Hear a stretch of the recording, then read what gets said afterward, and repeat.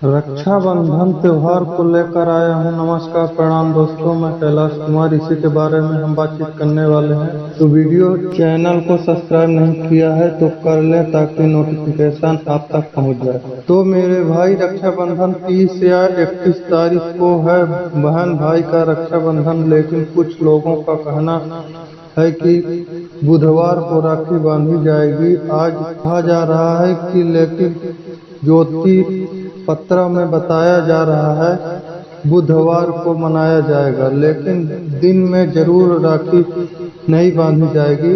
रात को लेकर समय जरूर साझा किया जाएगा। रात में इस बार राखी का त्योहार मनाया जाएगा।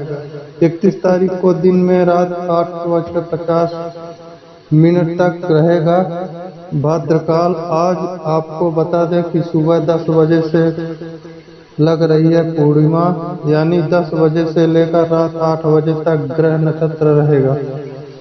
देखिए, हमारे यहाँ लिखा है कि जगती पितरो वंदे पार्वती परमेश्वरव। इसका मतलब है कि जगत के माता पिता पार्वती और शंकर उनके पुत्र गणेश की जीव सबके भाई हुए थे, तो उसके बड़े भाई हुए।